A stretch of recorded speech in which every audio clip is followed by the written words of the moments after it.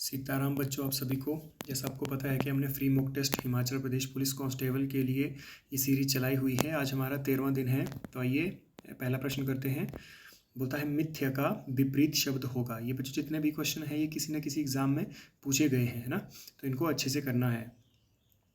बोलता है मिथ्या का विपरीत शब्द होगा। तो मिथ्या क्या होगा? सत्य, अकथ्य, संध्या या तिरोहित। तो इसका क्या हो जाएगा? इसका हो जाएगा सत्य। अगला प्रश्न करते हैं। बोलता है दुष्टों की प्रीत, बालू की भीत। कहावत का अर्थ है। तो इसका क्या हो जाएगा बच्चों? दुष्टता से राज करना, जबरदस्ती कार्य करवाना, अत्यंत प्रगाढ़ मित्रता या दुष्टों की मित्रता ज्यादा नहीं चलती। तो इसका क्या हो जाएगा? इसका हो जाएगा दुष्टों की मित्रता ज्यादा नहीं चलती, है ना। अगला प्रश्न करते हैं। बोलता है बादल का पर्यायवाची नहीं है। तो बादल का पर्यायवाची कौन सा नहीं है? पयोद, पयोधर, वारिद या पयोधी। तो इसका क्या हो जाएगा? ऑप्शन डी हो जाएगा। मैंने आपको पहले भी बताया है बच्चों कि जहाँ भी द लगा होगा वो किसका होगा? वो बादल का होगा। और जहाँ भी ज लगा होगा, ज लगा होगा, वो किसका होगा? वो कमल का होगा, है ना। अब यहाँ जैसे वारिद है, अगर वारिज होता तो वो कमल का होता है ना। तो इनको याद रखना है। ये मोस्ट इंपॉर्टेंट है ना। समुद्र हो गया, तालाब हो गया, कमल हो गया और बादल हो गया, है ना। मोस्ट इंपॉर्टेंट है ये। बोलता है दिन का पर्यायवाची कौन सा है। तो दिन का कौन सा हो जाएगा बच्चों? वासर, दिनकर, अपराह्न या उपरोक्त सभी। तो इसका क्या हो जाएगा? इसका हो जाएगा वासर। क्योंकि यदि हम दिनकर की बात करें बच्चों तो दिनकर किसको बोलते हैं? दिनकर बोलते हैं सूर्य को, है ना। और अपराह्न किसको बोलते हैं? अपराह्न बोलते हैं शाम को, है ना। तो इसका ध्यान रखना। अगला प्रश्न है। बोलता है कि जोर से बोलिए, इसमें अव्यय कौन सा है। तो जोर से बोलिए में कौन सा अव्यय है? जोर से बोलिए या उपरुक्त दोनों। तो देखो सिंपल सी बात है कि यहाँ क्या है, अव्यय देखने हैं। तो अव्यय के कितने प्रकार हैं? यहाँ 4 प्रकार हैं अव्यय के, है ना। तो फर्स्ट क्या है हमारा? फर्स्ट है हमारा बेटे क्रिया विशेषण, है ना। दूसरा क्या है? संबंध बोधक, है ना। तीसरा क्या है? समुच्चय बोधक। और चौथा क्या है? विस्मयादि बोधक, है ना। तो इसमें यदि बात करें हम, है ना, क्रिया विशेषण की, तो क्रिया की विशेषता बता रहा होगा। तो सिंपल है, यहाँ वाक्य के लास्ट में क्या है? क्रिया। तो सिंपल सी बात है कि क्रिया विशेषण से संबंधित है ना। ये क्रिया विशेषण से। पर क्रिया विशेषण में भी कौन सा अव्यय है ना? क्रिया विशेषण को आप 4 तरीके से पहचानते हैं ना। पहला क्या है? पहला स्थान बोधक। दूसरा क्या है? उसको काल बोधक, मतलब समय को बताएगा, है ना। पहला स्थान को बताएगा, दूसरा समय को बताएगा, तीसरा है रीति बोधक, है ना। रीति वाचक, है ना। ये बोधक या वाचक जो भी कह लो आप। रीतिवाचक। तो रीतिवाचक में क्या होगा? रीति होता है किसी कार्य को करने का प्रकार या किसी कार्य को करने का तरीका। और चौथा क्या है? परिमाण, है ना। परिमाण। तो इसमें आपको यदि आपको स्थान के बारे में जानना है तो आप क्रिया से क्वेश्चन करेंगे, है ना, कि कहाँ, है ना, कहाँ। यहाँ क्वेश्चन करना है कहाँ। तो अगर कहाँ बोलेंगे तो स्थान तक पहुँचा देगा। अब वो बोलता है जोर से बोलिए, तो कहाँ बोलिए? यहाँ कोई भी हमें ऑप्शन नहीं मिल रहा है। फिर बोलता है कि समय के लिए ना कालबोधक का या कालवाचक का कालवाचक को अगर जानना है तो क्या करेंगे आप? क्रिया से प्रश्न करेंगे। कौन सा प्रश्न करेंगे? कब, है ना। कब प्रश्न करेंगे तो वो क्रिया आपको समय का ज्ञान करवा देगी ना, कि कब हुई घटना वो। बोलता है जोर से बोलिए, कब बोलिए? यहाँ ये भी नहीं आ रहा है। फिर बोलता है रीतिवाचक, है ना। रीति क्या होता है? किसी कार्य को करने का तरीका या पद्धति। अब आपको इससे क्रिया से ही क्वेश्चन क्या करना पड़ेगा? अगर रीति को जानना है तो कैसे, है ना। कैसे शब्द को, कैसे शब्द आप क्रिया से क्वेश्चन करेंगे कि कैसे बोलिए। तो होता है जोर से, वो है ना, जोर से। तो इसका उत्तर क्या हो गया? जोर से। उपरोक्त दोनों है ना। तो क्या हो गया? ए बी दोनों, है ना। और अगर परिमाणवाचक को अगर जानना हो तो क्रिया से आप क्वेश्चन करेंगे कि कितना, है ना। अगर आपको इसकी फुल वीडियो चाहिए होगी अव्यय की, क्योंकि अव्यय मोस्ट इंपॉर्टेंट है और HPPSC का फेवरेट टॉपिक है। यहाँ से तो क्वेश्चन आएंगे, है ना। तो अगर आपको फुल वीडियो चाहिए होगी तो आप कमेंट कर दीजिएगा। मैं नेक्स्ट आपके फुल वीडियो इस पर लेके आऊँगा। और किसी भी टॉपिक में दिक्कत हो रही हो तो आप मुझे बोल सकते हैं ना, मैं फुल वीडियो उसके ऊपर ले आऊँगा। अगला क्वेश्चन करते हैं। बोलता है कक्षा कौन सी संज्ञा है। तो बेटा कक्षा कौन सी संज्ञा है? व्यक्तिवाचक है, जातिवाचक है, समूहवाचक। तो इसका क्या हो जाएगा? ऑप्शन सी हो जाएगा, है ना। जैसा आपको मैंने पहले ही बताया कि समूहवाचक में क्या होगा? एक ही जाति की कोलेक्टिव चीज़ें, है ना, बहुत कम चीज़ें। तो क्या है? कक्षा में तो भाई स्टूडेंट ही होंगे, छात्र ही होंगे, ना। अगर हम छात्र पूछे तो छात्र होगा जातिवाचक में, क्योंकि छात्र विभिन्न प्रकार के होंगे, है ना। और कक्षा की बात करें तो देखो एक ही जाति के होंगे ना वहाँ, है ना। ठीक है। अब जैसे पुलिस कांस्टेबल की आप प्रिपरेशन कर रहे हैं तो एकेडमी में कौन से छात्र मिलेंगे? वही मिलेंगे, है ना। ठीक है। अगला प्रश्न करते हैं। बोलता है दिनेश आम खाता है। वाक्य में कौन सी क्रिया है? तो कौन सी क्रिया है बच्चों? अकर्मक है, सकर्मक है, नाम धातु क्रिया है या उपरोक्त सभी है। तो इसमें क्या होगा? इसमें आपको अच्छे से पढ़ना है। बोलता है दिनेश आम खाता है। क्या खाता है? आम खाता है।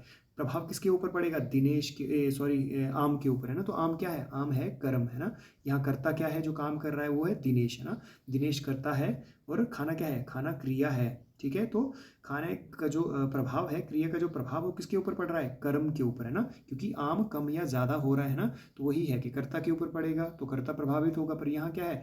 आम प्रभावित हो रहा है क्योंकि खाने की क्रिया आम की हो रही है। तो इसमें क्या हो जाएगा? जहाँ भी कर्म मौजूद हो वाक्य में वो कहाँ चला जाएगा बच्चों?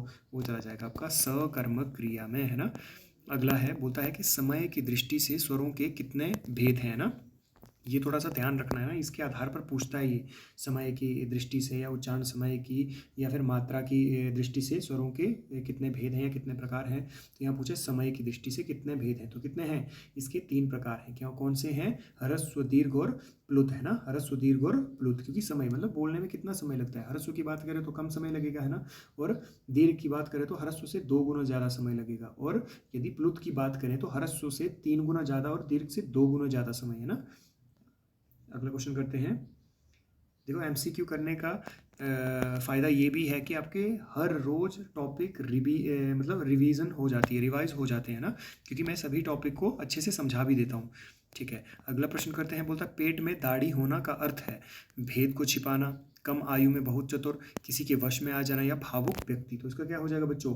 कम आयु में बहुत चतुर, है ना। पेट में दाढ़ी का मतलब होता है, ठीक है। पूछा गया क्वेश्चन है, जितने भी हैं पूछे गए हैं, आप अच्छे से इसको करना है। बोलता है इस साल कम उपज हुई में कौन सा विशेषण है? तो बच्चों कौन सा विशेषण है? निश्चय परिमाणवाचक, अनिश्चय संख्यावाचक, अनिश्चित परिमाणवाचक या गुणवाचक। तो यहाँ देखना है, इस साल कम उपज हुई, है ना। कम उपज, है ना। तो विशेषता क्या है? कम, है ना, ठीक है। पर विशेषता किसकी बताई गई है? ये उपज की, है ना। कम हुई पर क्या हुई? उपज हुई। तो अब सिंपल सी बात है कि यहाँ से ही हमें क्या मिल रहा है? हमें इसका आंसर मिल रहा है कि कम। कम क्या है? कम है अनिश्चित, है ना। अब अनिश्चित क्या है? संख्या है या परिमाण है? इसको जो इसके बाद में होगा, है ना, कि उपज हुई, कम उपज हुई, है ना, ये ठीक है।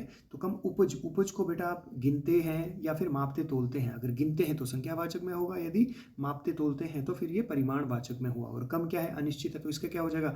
अनिश्चित परिमाणवाचक, है ना। अगर यहाँ कम छात्र बोला होता, कुछ और सेंटेंस देखे तो वो संख्यावाचक हो जाता, क्योंकि वहाँ संख्या है। जिन भी चीज़ों को हम गिनते हैं बच्चे, तो वो क्या है? वो संख्यावाचक है। जिनको गिनते नहीं, मापते तोलते हैं, तो वो क्या है? वो आपके परिमाणवाचक है ना। अगर संख्या दी गई है तो वो निश्चित है, अगर संख्या नहीं दी है, कम ज़्यादा थोड़ा बहुत दिया है, तो वो क्या है? अनिश्चित है, चाहे संख्या हो चाहे परिमाण हो, है ना, ठीक है। अगला प्रश्न करते हैं। बोलता है मलिन का विलोम होगा। तो बच्चे मलिन का विलोम को क्या होगा? निर्मल होगा, मटमैला होगा, परारू होगा या फिर गंदा होगा। तो इसका क्या हो जाएगा? इसका हो जाएगा निर्मल, है ना। मलिन का अर्थ क्या होता है? निर्मल, है ना। अब बोलता है गला फंसना का अर्थ है। गला फंसना का क्या अर्थ है? प्रेम में पड़ना, अत्यंत आशाहीन हो जाना, व्यर्थ के बंधन में पड़ना या कोई भी कार्य सफल ना होना। तो इसका क्या हो जाएगा? ये है व्यर्थ के बंधन में पड़ना, है ना। अगला प्रश्न करते हैं। बोलता है तेज शब्द का विशेषण है। तो तेज शब्द का विशेषण क्या हो जाएगा? ये तेजस्वी, है ना, तेजस्वी। अगला प्रश्न करते हैं। बोलता है जो छाती के बल चलता हो उसके लिए एक शब्द, है ना। तो क्या हो जाएगा? सरीसृप, उर्ग, पूर्वक या छियायमान, है ना। तो इसका क्या हो जाएगा? इसका हो जाएगा उर्ग, है ना। अगला प्रश्न करते हैं। बोलता है गति का समानार्थी शब्द होगा। तो गति का समानार्थी शब्द क्या हो जाएगा बच्चों? चाल, प्रत्यक्ष, जटायु। इसका हो जाएगा चाल, है ना, ठीक है। अगला प्रश्न करते हैं। बोलता है ह कौन सा व्यंजन है ना। ये कौन सा है? महाप्राण, सघोष, अघोष, अल्पप्राण, सघोष, अल्पप्राण या फिर महाप्राण, अघोष। तो इसका क्या हो जाएगा बच्चों? इसका हो जाएगा ऑप्शन ए, महाप्राण, है ना। देखो, यदि हम महाप्राण की बात करें तो ये क्या कौन कौन से होते हैं? बोलता है कि स्पर्श व्यंजन, स्पर्श व्यंजन है, या फिर इनको वर्गीय व्यंजन भी बोलते हैं। ये महाप्राण में आएगा दूसरा और चौथा, है ना, दूसरा और चौथा। इसके अलावा आते हैं आपके ऊष्म, है ना, महाप्राण, ठीक है, ऊष्म। तो यदि हम सघोष की बात करें, है ना, सघोष की बात करें तो बेटा सघोष क्या है? तीसरा, चौथा और पांचवा। इसके अलावा ऊष्म का ह, है ना। ऊष्म का ह किसके अंतर्गत आता है? ये सघोष के अंतर्गत आता है ना, ठीक है। अगला इसमें आपको आई थिंक समझ गए होंगे आप, है ना। इसमें महाप्राण और सघोष कौन सा है? ह है ना, ठीक है। अगला प्रश्न करते हैं। बोलता है र का उच्चारण स्थान होगा। र का उच्चारण स्थान क्या होगा? यदि आप र का उच्चारण स्थान कर रहे होंगे तो बच्चों जहाँ भी आपकी जीभ छू रही है ना, जीभ बेंड हो रही है ना, जीभ बेंड हो रही है, और जहाँ भी जीभ बेंड होती है तो मतलब ऊपर की तरफ है ना, मुड़ी हुई मुड़ जाती है जीभ, तो वो हमेशा क्या कहलाता है? वो कहलाता है बच्चों हमारा मूर्धा, है ना। यदि जीभ सीधी हो और दांत से बिल्कुल ऊपर हो, है ना, मसूड़े से बिल्कुल ऊपर हो, तो उसको क्या बोलते हैं? उसको तालु बोलते हैं ना।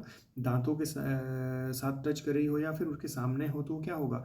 वो क्या होगा आपका? वो दंत्य होगा, है ना। ठीक है, अगला प्रश्न करते हैं। बोलता है निपात कितने प्रकार के होते हैं? तो निपात कितने प्रकार के होते हैं बच्चों? 5, 8, 7 और 9, ये 9 प्रकार के होते हैं ना। कौन से होते हैं वो? ये है ना, जैसे स्वीकृति बोधक निपात, हाँ जी जी, जी हाँ, है ना। नकारात्मक निपात, जी नहीं और नहीं। देखो यहाँ से क्वेश्चन जरूर पूछता है ना, ये जो 2 हैं, ये अगर निषेधात्मक होगा तो निषेधात्मक में मत जैसे शब्द होके मत करो, है ना, मुझे तंग मत करो, ठीक है। तो जहाँ नकारात्मक वहाँ जी नहीं या फिर नहीं जैसे शब्द होंगे, है ना। इन दोनों में कंफ्यूज मत होना, है ना। नकारात्मक में क्या होगा? जी नहीं और नहीं होंगे शब्द, और निषेधात्मक में क्या होगा? उसमें मत शब्द आएंगे ना। बाकी आप देख लेना प्रश्न बोधक निपात क्या है ना, इसमें आदि बोधक और ये जितने भी है ना। अगला प्रश्न करते हैं। बोलता है मैं उसके बाद आया, मोस्ट, है ना। मैं उसके बाद आया, वाक्य में ये जो बाद शब्द में कौन सा अव्यय है ना, कौन सा है? यहाँ आपने देखना है। यहाँ पहले तो बेटा एक चीज़ देखनी है कि यहाँ आया, यहाँ क्रिया विशेषण है। सिंपल सी बात है कि क्रिया विशेषण, पर क्रिया विशेषण भी कौन सा?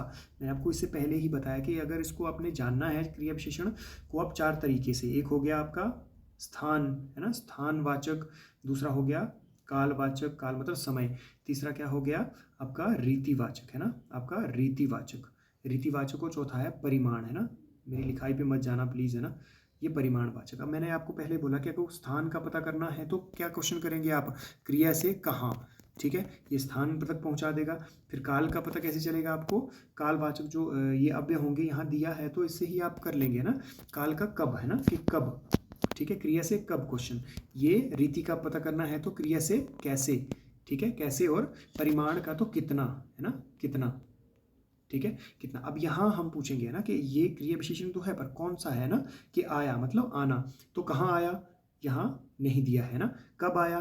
कब आया? उसके बाद, है ना, तो बाद, है ना, बाद मतलब उसके पीछे आया, है ना। तो पीछे क्या? उसके बाद मतलब वो पहले पहुंचा उसके बाद वो आया, तो वही चीज दी गई है। वो किसको संबंधित है? वो काल को बता रही है ना, कि पहले, है ना, पूर्व में कोई और आया होगा, उसके बाद मतलब उसके पीछे, है ना, उसके पीछे। तो ये क्या है? ये किसी स्थान को नहीं, ये समय को दिखा रहा है ना, कि वो उससे पहले आया, ठीक है। नेक्स्ट क्वेश्चन करते हैं। बोलता है कि वह बच्चा बहुत क्रोधी है। वाक्य में वह क्या है? यहाँ इस चीज़ पे ध्यान देना बच्चों। बोलता है वह बच्चा बहुत क्रोधी है, वाक्य में वह क्या है? तो ये सर्वनाम है, सर्वनामिक विशेषण है, गुणवाचक विशेषण है, या परिमाणवाचक विशेषण है ना। तो इसमें क्या है बच्चों? इसमें देखो सिंपल सी बात है, ये 2 तो वैसे ही कट गए, है ना। ये 2 तो वैसे ही कट गए कि गुणवाचक तो है नहीं, है ना, किसी की विशेषता बताई गई होगी, है ना, ठीक है, किसी के गुण को बताया गया होगा, पर यहाँ तो गुण नहीं बताया है। किसी के परिमाणवाचक, परिमाण नाप तोल, है ना, माप तोल, वो तो है नहीं, तो ये दोनों बिल्कुल ही चले गए। फिर यहाँ अब 2 बचते हैं, कौन कौन से? सर्वनामिक और सर्वनामिक विशेषण और सर्वनाम। तो यहाँ क्या है? देखो इनमें सिंपल सी बात है ना। बोलता है कि जब भी सर्वनाम संज्ञा की जगह पर आए, जब भी ये सर्वनाम जो होता है, ये शब्द इसमें अगर संज्ञा की जगह आते हैं तो वो सर्वनाम है ना। पर अगर वो संज्ञा से पहले आकर संज्ञा के लिए विशेषण का काम करते हैं तो क्या है? वो है सार्वनामिक विशेषण। तो यहाँ क्या दिया गया है? यहाँ है, देखो बच्चा क्या है? बच्चा है संज्ञा, है ना, बच्चा क्या है? संज्ञा है, और वो संज्ञा से ये पहले आया है, और संज्ञा के लिए ये क्या कर रहा है? विशेषण का काम कर रहा है, कि पर्टिकुलर एक ही बच्चे के बारे में, है ना। बहुत सारे बच्चे होंगे पर उसने क्या बोला कि वह बच्चा बहुत क्रोधी है, पर्टिकुलर एक ही बच्चे को टारगेट किया, उसके दायरे को सीमित कर रहा है कि वो क्रोधी स्वभाव का है, उसके सिर्फ क्रोध को बता रहा है, उसकी अच्छाई को नहीं बता रहा है ना। तो यहाँ क्या है? सर्वनामिक विशेषण क्या करते हैं? संज्ञा के लिए क्या काम करते हैं? विशेषण का काम करते हैं। और दूसरी बात है कि वो दायरे को सीमित कर देते हैं, जिसके साथ भी ये लगेंगे तो उसके दायरे को क्या करते हैं, सीमित करने का काम करते हैं। तो ऑब्वियस सी बात है कि क्या हो जाएगा आपका सार्वनामिक विशेषण, है ना। अगर यह बच्चे की जगह बच्चे को गायब कर देते हैं, अगर ये बच्चे की जगह बच्चे को गायब कर दो और पढ़ो वह बहुत क्रोधी है, तो वह क्या है, वो संज्ञा की जगह आया है ना, संज्ञा की जगह, तो वो सर्वनाम है बेटा, है ना। अगर संज्ञा से पहले आकर, है ना, संज्ञा के लिए विशेषण का काम कर रहा है तो फिर क्या हो जाएगा, तो फिर सार्वनामिक विशेषण हो जाएगा। आई थिंक आप समझ गए होंगे, है ना। ठीक है बच्चों, बाकी आप अच्छे से तैयारी करो। सीताराम, बाय।